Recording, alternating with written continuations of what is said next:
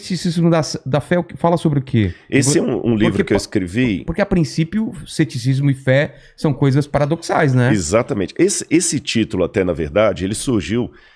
que eu tive algumas entrevistas no programa do Jô. Eu vi. E a terceira entrevista que eu tive lá, foram 3 entrevistas. Na terceira, eu lembro que eu falei com ele que a fé era racional. Aí ele falou, essa foi a maior antifrase que eu já ouvi aqui no programa. Total, né? E eu falei com ele, olha, é porque se a fé não for racional, não é fé, é fideísmo, ou crendice. Ou seja, o Machado de Assis falava de um personagem de Rubião, Quincas Borba tinha o Rubião, que era um personagem que ele dizia o seguinte, Rubião era mais crédulo do que crente. Então, às vezes, é uma diferença do que crente. Qual é a diferença? O crente, apesar do jargão popular pensar diferente, o crente é aquele que acredita porque ele tem evidências para crer daquele jeito. O crédulo é um ingênuo, é aquele que tem a fé por amor da fé. Ele acredita em qualquer coisa. Qualquer coisa. Você tá entendendo? Tá. Então eu aproveitei esse lance, e é um livro que eu já estava escrevendo. Esse livro é mais na área filosófica. Eu trato de questões, por exemplo, ali, se Deus existe e é todo amor e todo poderoso, por que criança morre de leucemia? Tem guerra. Exatamente. A pandemia. Então falo de muita coisa. Será que dá para acreditar em Deus e na Bíblia? É uma linguagem assim que eu falo bem da filosofia, que é uma das minhas áreas também. Falo um pouco da pós-modernidade. Numa linguagem mais descontraída. Tem um capítulo que eu falo decifrando Homer Simpson. Que eu faço uma análise sociológica do cidadão de hoje. E o título, O Ceticismo da Fé, criou esse paradoxo justamente para mostrar que às vezes é preciso duvidar para crer. Porque se você for olhar bem, vamos pegar o ateu clássico, ou o cientista clássico.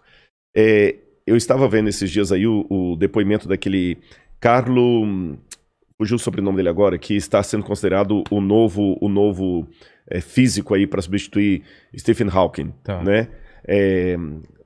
Ravaleri, daqui a pouco eu lembro o sobrenome dele. Ele mesmo fala, eu sou ateu, sou descrente e tudo mais, mas eu acredito num monte de coisa que eu não vejo. Olha. E os físicos são assim. Por exemplo, quem já viu a matéria negra? A matéria escura? A matéria escura, energia escura, Não tem nem como provar isso. Multiversos, que muitos físicos falam de multiverso. Universos paralelos. Tudo é cálculo, tudo é teoria. Tudo é cálculo. Não tem nada. É verdade. Eles continuam falando firmemente sobre isso. E é interessante que eles até acreditam no que eles não veem. Porque ele foi ao universo, não vê Deus lá, então ele crê que Deus não existe. E é um paradoxo, mas é uma realidade. Até que alguém prove alguma coisa para ele. Para ele, então ele crê no que ele não viu. Como não tem Deus lá, eu tenho certeza que ele não existe. Você tá entendendo? Mas eu acho que na cabeça dele, por exemplo, o cálculo matemático meio que prova que existe essas coisas. Não seria isso? Não há. Na verdade, você tem alguns indícios, mas são os mesmos indícios que um cosmógrafo teísta, que acredita em Deus, vai usar para falar assim, olha, o universo demonstra planejamento. Logo, deduz-se que é um criador. Seria mais ou menos assim, explicando em linguagem simples, aí eu até falo por que eu coloquei esse título. Vamos supor que eu chego aqui no seu estúdio, que aliás, muito legal. Eu já tirei foto aqui, cara, psicodélico demais, tem muito bacana. Cada muita cantinho. Não, esse chimpanzé aí, se sumir... É você que levou. Eu tô sabendo. Ele tá descolando aqui. Suponhamos que tivesse aqui, entre o seu acervo aqui, no chão aqui, uma latinha com comida de cachorro. Eu não vi o cachorro, mas eu posso deduzir, senhora, o Vilela tem algum pet de casa aqui, algum cachorro. Eu falo, mas você viu o cachorro? Não, mas eu tenho indícios que tem um cachorro aqui. Entendi. O ateu, se fizer uma comparação, ele raciocinaria assim, não, eu não vi cachorro nenhum. Tá, mas e a ração? Deve ter outra explicação racional para a presença dessa ração aqui, mas não é que existe um cachorro na casa. A não ser que eu veja um cachorro. A não ser que eu veja um cachorro, eu posso ver a ração, ela não é indício que há um cachorro. Então por que a ração dá? Aí ele começa a trabalhar com outras hipóteses. O Vilela, como ele tem aqui um macaco à mesa, tem um símbolo da Coca-Cola, tem uma geladeira ali da General Electric, ele colocou um objeto também, ponto. Mas ele não trabalha com a hipótese de existir um cachorro. Entendi. Então ele não vê no universo a digital de Deus, mesmo sendo planejado, falando, Deus não existe. Tá, e como é que tudo é planejado? Não sei, um dia saberemos. Eu trabalhei com o título Ceticismo da Fé, justamente, Vilela, porque eu sou cético para acreditar que certas coisas são pura coincidência. Tá certo? O universo é tão bem montado, os próprios físicos dizem isso, do nada, nada se faz. Então, se tudo começou um dia, o Big Bang, né, Lemaitre... E o que tinha antes? O que tinha antes? Agora, esse novo cosmólogo já está trabalhando assim, não, talvez antes do Big Bang houvesse um outro universo que nós somos gerados por ele, mas esse talvez é uma coisa especulativa, que eu nem posso chamar de filosófica. É especulativa total, porque não existe indício nenhum disso. Quando o George Lemaitre, que era padre, por incrível que pareça, desenvolveu a teoria do Big Bang, na época de Einstein, eram amigos de Einstein e tudo mais, o que eles disseram? Esse é o que é clássico sobre o Big Bang e que está mais próximo de ser comprovado. Tá. Em primeiro lugar, o universo teve um começo. Esse universo que nós acreditamos teve um começo.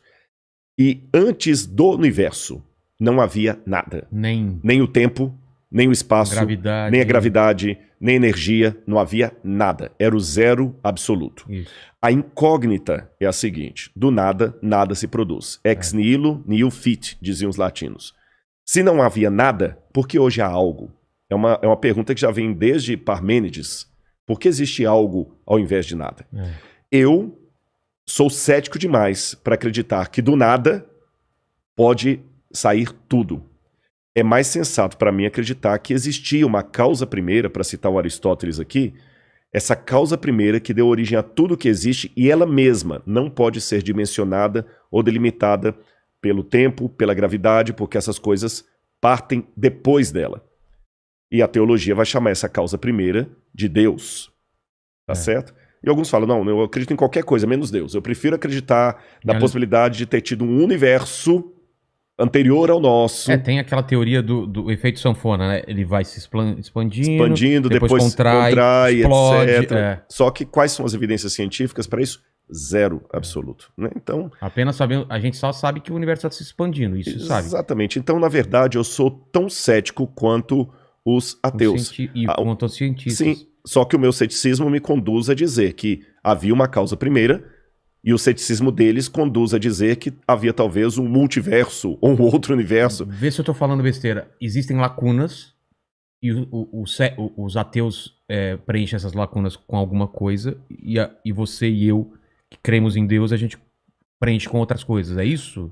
Sim são lacunas. E não, são lacunas. É só que essa frase, o Deus das lacunas, ela acabou... Existe isso? Existe essa expressão, o Deus das lacunas. Não sabia. Só que ela é dita de uma forma pejorativa, sabe? Ela é dita de uma forma pejorativa, como se fosse assim, o crente, o crentez, até para falar numa linguagem bem vulgar, não tem explicação, assim. Não tem explicação, é Deus. Bom, não tem explicação, é Deus. E isso acaba caindo realmente de uma forma caricata. Fácil, né? É exatamente, porque existe também o acaso. Eu tô conversando com você aqui, eu posso derrubar esse copo e cair no chão e quebrar. Não é um milagre. É um milagre, ou o diabo que derrubou, o Deus que derrubou. Então, realmente é uma forma caricata de falar da fé. Eu não acredito que seria simplesmente o Deus das lacunas. É a lógica que me permite preencher essa lacuna com uma hipótese, que a minha hipótese é a hipótese teocêntrica, a hipótese de Deus. Tá.